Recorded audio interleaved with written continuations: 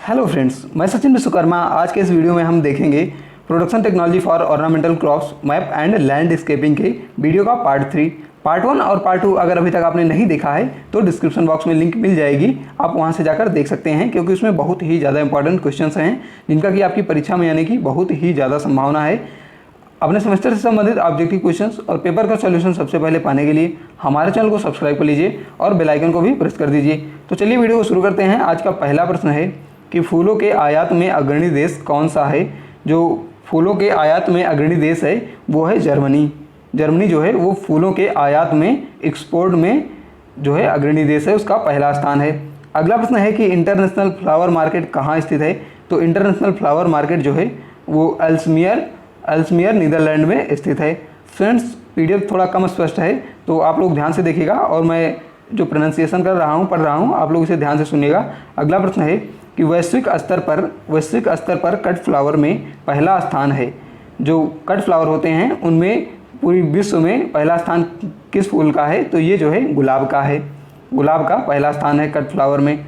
अगला प्रश्न है कि वैश्विक पुष्प व्यापार में भारत का हिस्सा है। तो वैश्विक पुष्प व्यापार में भारत का हिस्सा जो है वो 0.6% है, 0.6%। अगला प्रश्न है कि भारत में फूलों की खेती में अधिकतम उत्पादन वाला राज्य कौन सा है।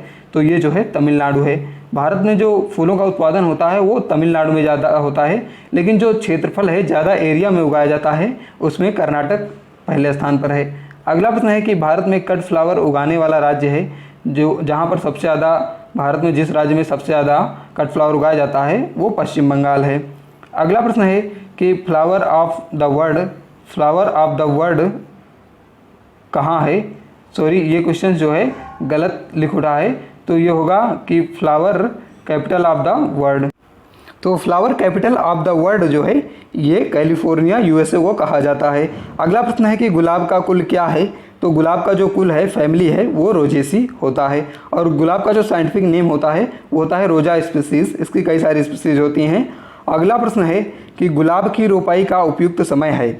गुलाब की रोपाई का उपयुक्त समय है तो ये जो है सितंबर के अंतिम से मध्य अक्टूबर में उपयुक्त समय होता है गुलाब की रोपाई का। अगला प्रश्न है कि फादर ऑफ रोज ब्रीडिंग किसे कहते हैं। तो फादर ऑफ रोज ब्रीडिंग जो है वो बीएस भट्टाचार्य को कहते हैं, बीएस भट्टाचार्य को कहते हैं। अगला प्रश्न है कि ग्लैडियोलस का उत्पत्ति स्थान है। तो ग्लैडियोलस का उत्पत्ति स्थान होता है Africa and Asia minor. Africa and Asia minor जो है ग्लैडियोलस का उत्पत्ति स्थान है। अगला प्रश्न है कि ग्लैडियोलस के लिए उपयुक्त तापक्रम है। तो ग्लैडियोलस के लिए उपयुक्त तापक्रम जो है वो 16 से 30 डिग्री सेंटीग्रेड होता है। आदर्श तापक्रम 16 से 30 डिग्री होता है। अगला प्रश्न है कि हीलिंग की क्रिया की जाती है। तो हीलिंग की क्रिया ग्लैडियोलस में की जाती है। अगला प्रश्न है कि कार्नेशन का वैज्ञानिक नाम क्या है। तो कार्नेशन का वैज्ञानिक नाम होता है डायंथस कैरियोफिलस। डायंथस कैरियोफिलस, ये क्वेश्चन बहुत ही ज़्यादा इंपॉर्टेंट है और इसका जो फैमिली है, कुल है, वो है कैरियोफिलेसी। कैरियोफिलेसी कार्नेशन की फैमिली है। अगला प्रश्न है कि क्राइसेंथेमम का उत्पत्ति स्थान है। तो क्राइसेंथेमम का उत्पत्ति स्थान चाइना है। चाइना क्राइसेंथेमम का उत्पत्ति स्थान है। अगला प्रश्न है कि नेशनल फ्लावर ऑफ जापान, जो जापान का राष्ट्रीय फूल है वो क्या है। तो वो क्राइसेंथेमम है। अगला प्रश्न है कि अफ्रीकन गेंदा का वानस्पतिक नाम क्या होता है। तो अफ्रीकन गेंदा का वानस्पतिक नाम होता है टैगेट्स इरेक्टा। अगला प्रश्न है कि मोतिया खोया मोहरा प्रजाति है। तो मोतिया खोया मोहरा जो है ये सभी जैस्मिन की प्रजातियां हैं। अगला प्रश्न है 19 नंबर की ट्यूबर रोस का वानस्पतिक नाम है। तो जो ट्यूबर रोस का वानस्पतिक नाम होता है वो होता है पोलियंथस ट्यूबरोसा, पोलियंथस ट्यूबरोसा।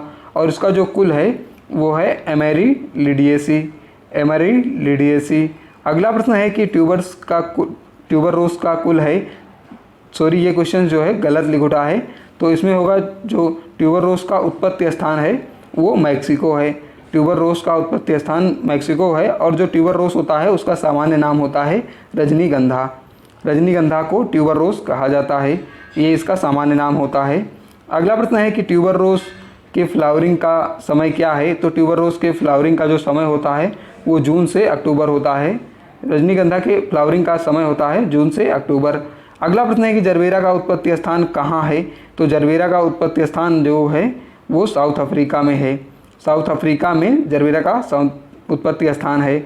अगला प्रश्न है कि जैस्मिन में फ्लावरिंग का समय है, तो जैस्मिन में फ्लावरिंग का समय होता है नवंबर से मई। नवंबर से मई जैस्मिन में फ्लावरिंग का समय है। अगला प्रश्न है कि भारत में सबसे अधिक क्षेत्र में उगाया जाने वाला फूल है, ये कौन सा फूल है, तो ये जैस्मिन है। जैस्मिन जो है भारत में सबसे अधिक क्षेत्रफल में उगाया जाता है। अगला प्रश्न है कि एस मुथुस्वामी जो है ये किससे संबंधित हैं, तो ये जैस्मिन से संबंधित हैं। अगला प्रश्न है कि ऑर्चिड्स का उत्पत्ति स्थान है, तो जो ऑर्चिड्स का उत्पत्ति स्थान है वो भारत है। भारत ऑर्चिड्स का उत्पत्ति स्थान है। अगला प्रश्न है कि ऑर्चिड्स में पहली बार टिश्यू कल्चर की खोज की थी, तो ये मोरल ने की थी। ये टिश्यू कल्चर विधि जो है ये ऑर्चिड्स की व्यावसायिक प्रवर्धन की विधि है। अगला प्रश्न है कि पूसा बसंती प्रजाति है, तो पूसा बसंती जो है ये एक गेंदा की प्रजाति है, मैरीगोल्ड की प्रजाति है, बहुत इंपॉर्टेंट प्रजाति है। अगला प्रश्न है कि एसपीएस राघवा संबंधित है, तो ये गेंदा से संबंधित हैं, इनका संबंध गेंदा से है। अगला प्रश्न है कि गेंदा की खेती के लिए आदर्श तापक्रम है, तो गेंदा की खेती के लिए आदर्श तापक्रम होता है 18 से 30 डिग्री सेंटीग्रेड। अगला प्रश्न है 32 नंबर की क्राइसैंथेमम की खेती का जापानीज तरीका है, तो इसका जापानीज तरीका सेन एंड रिन टिसुकिसी होता है। ये क्राइसैंथेमम की जापानी खेती का तरीका है। फ्रेंड्स, वीडियो अच्छा लग रहा हो तो वीडियो को लाइक कर दीजिएगा और अपने सभी साथियों के साथ शेयर जरूर करिएगा। अगला प्रश्न है कि क्राइसैंथेमम में पेटल बम बीमारी किस तत्व की कमी से होती है, ये किस तत्व की कमी से होती है। क्राइसैंथेमम में पेटल बम जो है ये एक डिसऑर्डर है और ये बोरान की कमी से होता है।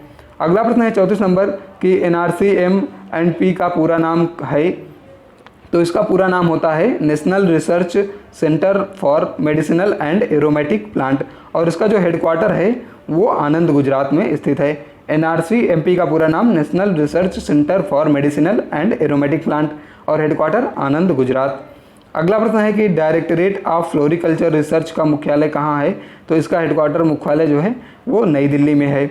अगला प्रश्न है कि जर्नल ऑफ ऑर्नामेंटल हॉर्टिकल्चर पत्रिका प्रकाशित होती है, तो ये नई दिल्ली से प्रकाशित होती है। जर्नल ऑफ ऑर्नामेंटल हॉर्टिकल्चर पत्रिका नई दिल्ली से प्रकाशित होती है।